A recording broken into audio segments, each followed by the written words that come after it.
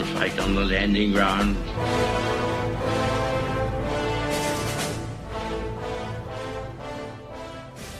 Thank you for joining us. You are listening to A Radio, and this is The Morning Moment.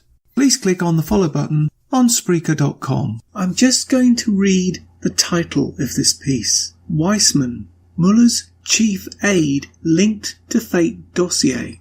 According to new information that's true. So now the mainstream media who cover none of this have a massive dilemma. On Fox News' Hannity, September 5, 2018, the links will be on my site, listen to this explosive evidence that actually implicates Weismann and Muller, who must have known about the existence of this fake dossier before this kangaroo court was even empowered. Think about that. Clearly, the fix on Trump, or should I say trap, was already sprung, already to be sprung.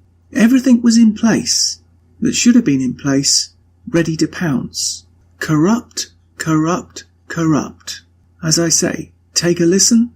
The links will be on my site. Tonight, the plot thickens around Bruce Orr and his efforts to spread Christopher Steele's Clinton bought and paid for phony, dirty Russian dossier throughout the entire highest levels of our government and lying to you, the American people.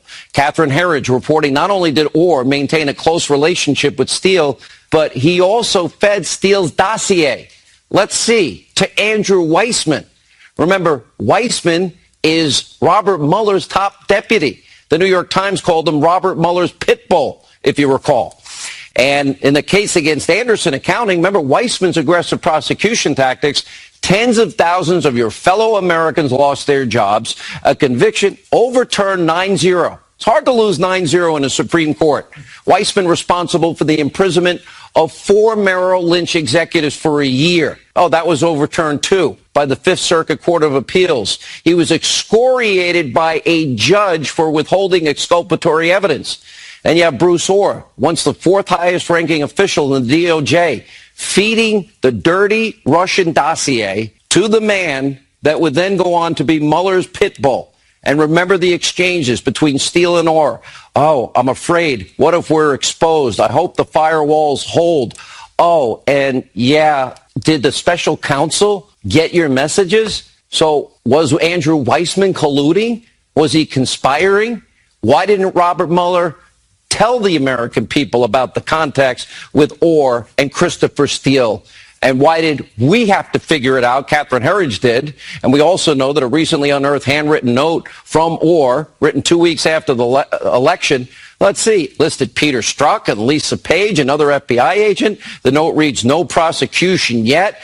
Push the case ahead on M, which is Manafort. Go back to Chris, which is Steele. And that's what they believe all of this means. Manafort is M. Christopher Steele is Christopher Steele, at the center of the entire government case against what we're unfolding here. But first, joining us now, it is now the #1 best-selling book in the country, The Russian Hoax, the illicit scheme to clear Hillary Clinton and frame Donald Trump. Fox News legal analyst Greg Jarrett and Fox News contributor Sarah Carter. Welcome, both of you. I want to get to the Mueller issue. Let's start with the latest news.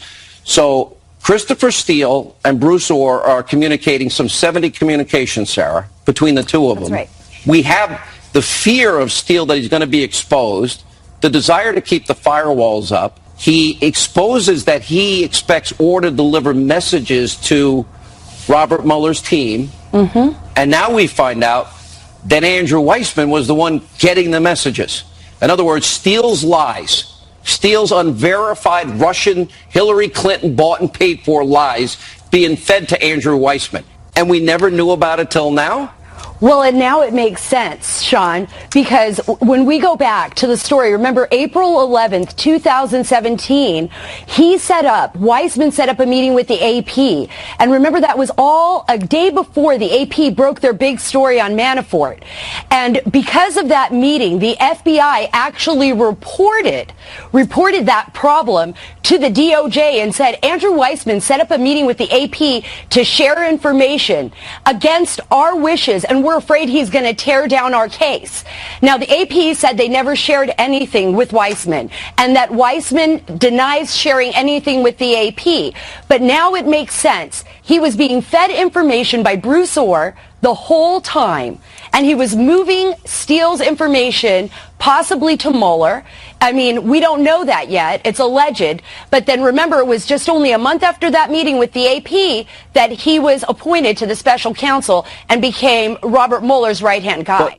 You can find more at aradio.wordpress.com, where you can find links to us on Twitter, Facebook, Instagram, iTunes, iHeartRadio, Gab, and email. You can now find us on Spotify. Just go to the podcast section and type Canadian Politics with a Twist, and you'll find us. We are continuing to reach out to you, so please pass on the links. Please click on the follow button on Spreaker.com.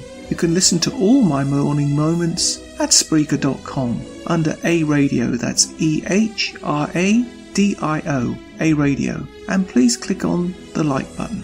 And you can find all my podcasts and morning moments at aradio.wordpress.com and click on the Morning Moments tab.